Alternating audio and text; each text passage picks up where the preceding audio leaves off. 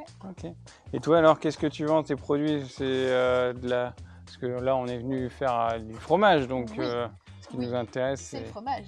Et oui. Alors du coup, le lait, je suis arrivée avec la boule à lait que tu as vue tout à l'heure. Je me suis mis sur la dalle ici, j'ai branché mes petits tuyaux. Ouais. Donc en fait, il y a une pompe pour emmener le lait dans ce tuyau-là. Tac, et le tuyau, en fait, on l'amène jusqu'ici pour qu'il remplisse la cuve. C'est ça, hein? Allez.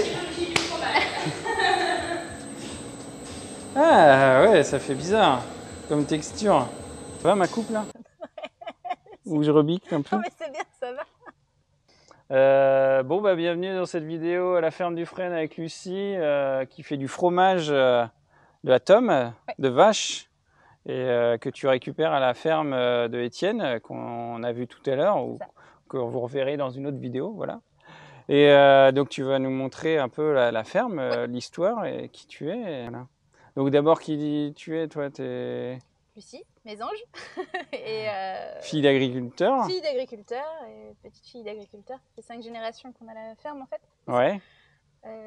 Et puis je me suis un peu posé la question si je devais la reprendre ou pas. Je n'étais pas trop partie là-dessus à l'origine. Ouais. Et bon, la reprise s'est faite en 2018 avec l'objectif de garder les vaches sur la ferme et de construire une fromagerie pour rencontrer les clients et les locaux en fait, enfin, les personnes qui habitent autour et puis vendre du fromage aux alentours, aller jusqu'au bout du produit surtout. C'était l'objectif. Ouais. Trop bien. Donc ça fait 5 ans aujourd'hui que je suis installée. En 2018 du coup aussi j'ai rencontré Maxime qui est installé sur la petite surface d'1 hectare en légumes. Ouais. Il y a eu pas mal de changements en 5 ans ici. À l'installation, je me suis installée avec 30 vaches, avec le papa de ma petite fille.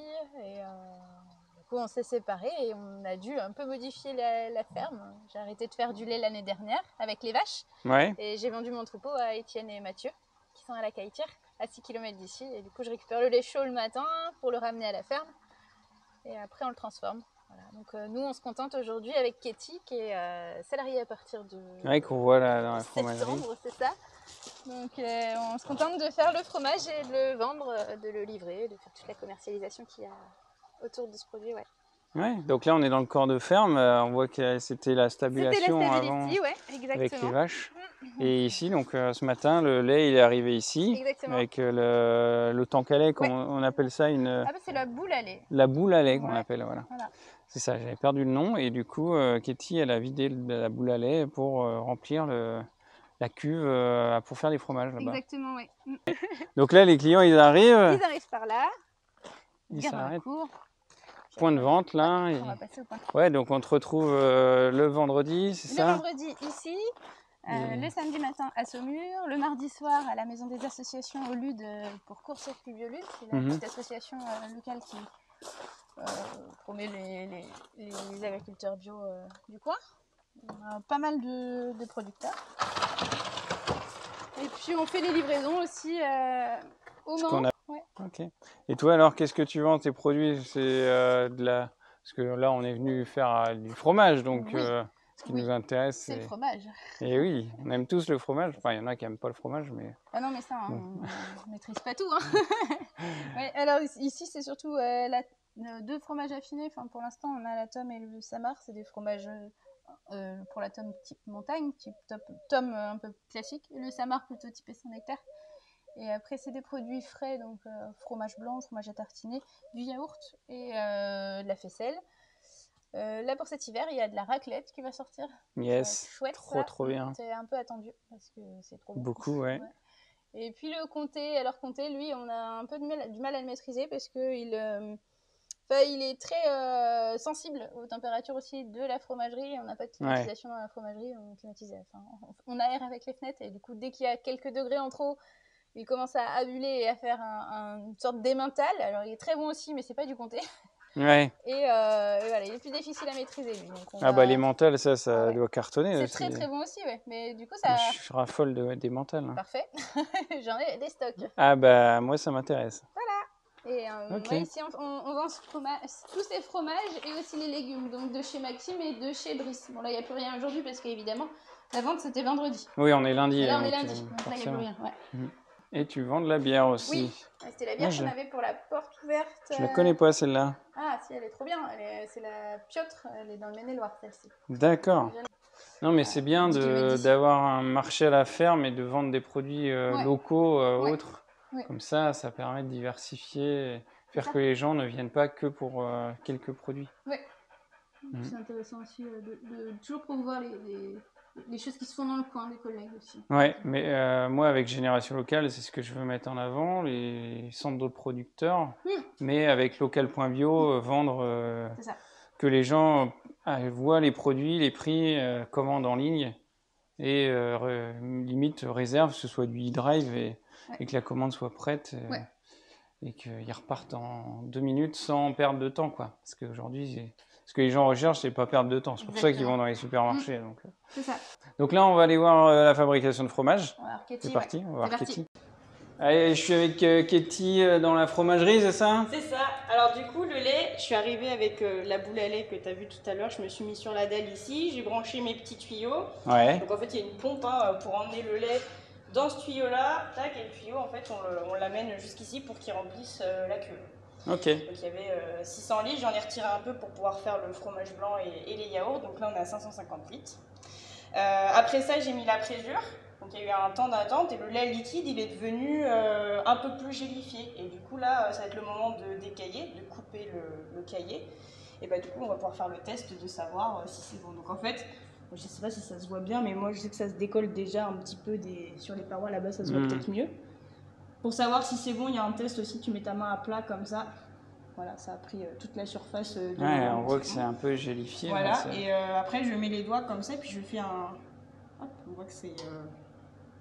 Ah oui, excellent. Donc le cahier, c'est le lait qui remonte, enfin c'est le lait... c'est le lait qui s'est transformé de façon un peu plus solide, quoi. Et en fait, le cahier, il va y avoir le petit lait et le cahier. Donc là, en fait, le fait de trancher, on va séparer le petit lait et le cahier. Mais donc là, ok, là tu vas battre, c'est ça ou... Et bah ça va trancher, ça c'est des couteaux. C'est pas battre, je vais mettre en action et ça va trancher tout doucement. Allez, c'est parti.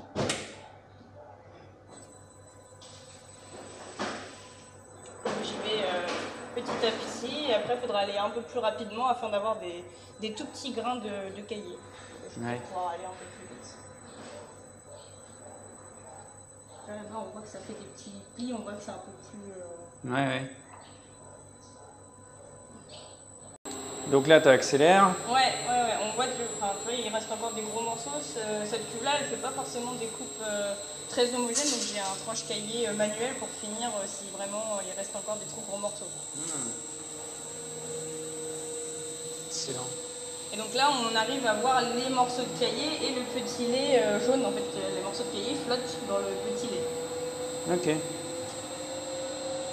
Et après, tu vas l'extraire, tu vas en faire quoi là, alors après, il y a une étape de brassage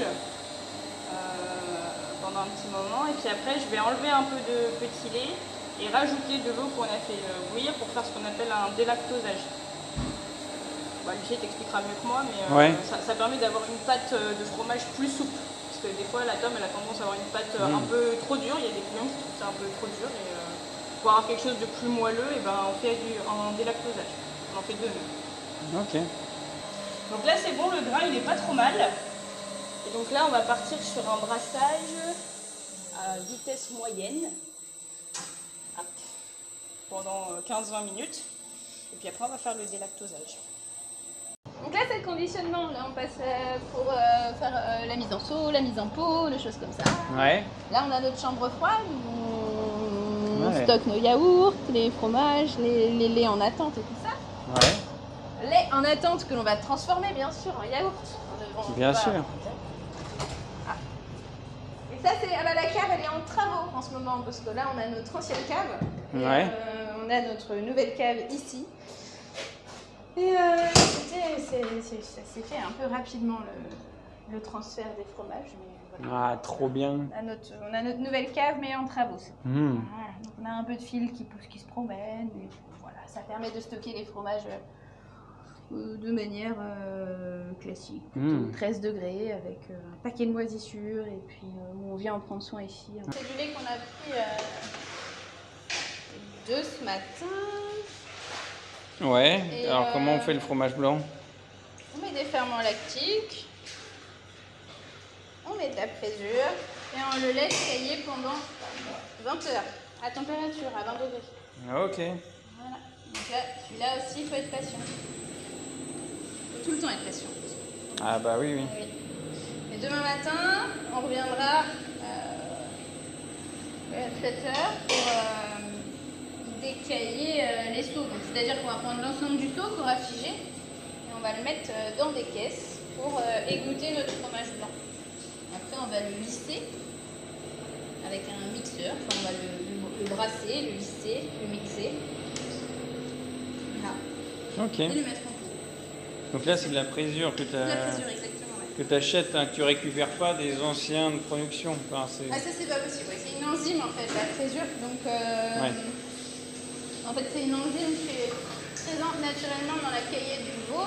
C'est de la présure animale. Hein. Il existe aussi des présures végétales. Ouais. Non, mais dans une de mes vidéos où j'ai fait de la sérigraphie, le gars il fait l'atelier We Can Do, propose des ateliers. Je sais pas si tu connais. Non, je connais pas, mais j'ai vu la vidéo. Ouais. Et du coup, j'encourage les gens à découvrir les artisans, les ateliers à côté de chez soi. Et puis, tu peux fabriquer du yaourt, du fromage, faire de la Je vous couture. encourage à le faire aussi l'année prochaine, hein, avec plaisir. Ouais, avec les enfants, avec les amis, Oui, ouais, pour offrir en cadeau. Ça, complètement. Ouais, Ah bah voilà, on va faire la transition avec Katie. Elle est en train de sortir le fromage, tu vois. Ah. Donc là, avant, t'as fait quoi là, dans la machine là? J'ai vu que tu Il y mettais a les eu mains. un moment de brassage et en fait ça fait des mottes comme ça et on veut pas que le fromage puisse continuer à s'égoutter, donc j'avais mis les mains pour enlever les mottes. Voilà, je vais encore les enlever parce que ça fait encore des mottes.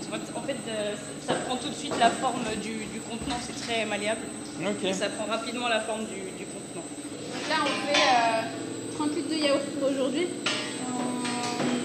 Reine des Prés et sureau. D'accord. Nous, ce qu'on aime bien, c'est travailler les fleurs et les goûts un petit peu différents, un peu plus original, et puis le vrai goût, quoi, des goûts nature, pas d'arômes artificiels, pas de, voilà.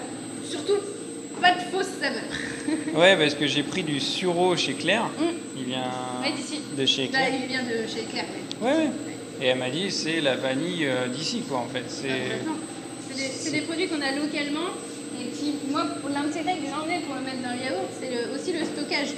L'utilisation de fruits dans le yaourt, c'est bien, mais c'est des fruits qui sont généralement conservés au frais ou conservés dans du sucre. J'affectionne pas le sucre plus que ça, j'affectionne pas le frais plus que ça non plus parce que c'est ultra énergivore. Et la fleur séchée, c'est facilement stockable dans des endroits secs, pas réfrigérés. C'est léger, enfin, je veux dire en coût de transport, en coût d'énergie, en vie locale aussi, si on peut se servir des fleurs localement. La boucle est bouclée, quoi. C'est intéressant pour ça. Donc après, on travaille sur d'autres saveurs.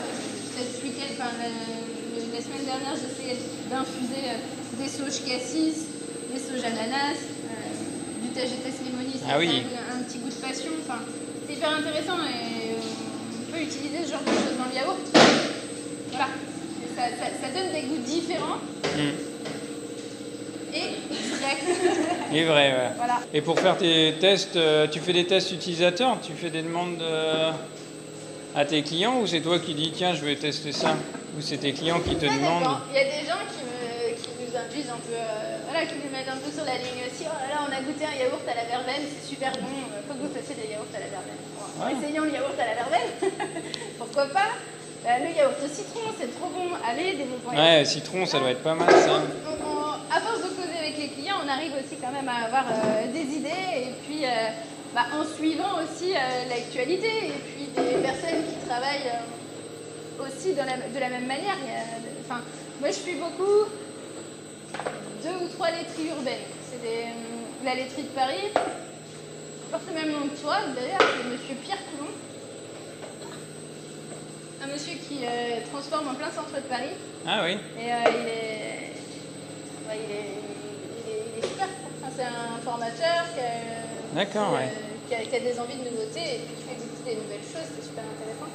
Il y a la laiterie de Marseille qui s'est mise en place aussi. Il y a plein de laiteries urbaines qui généralement touchent des publics un peu initiés aussi et puis qui se posent des questions.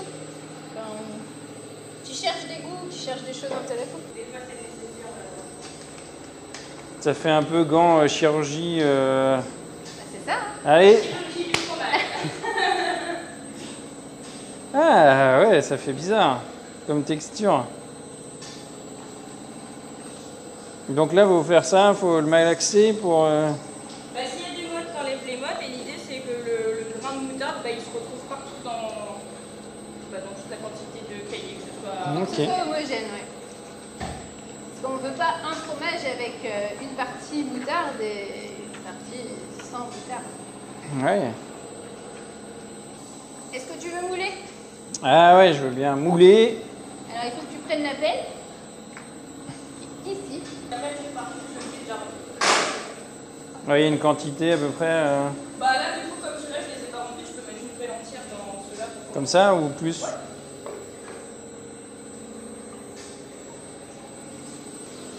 Et voilà. Et c'est reparti. Là, je te la donne.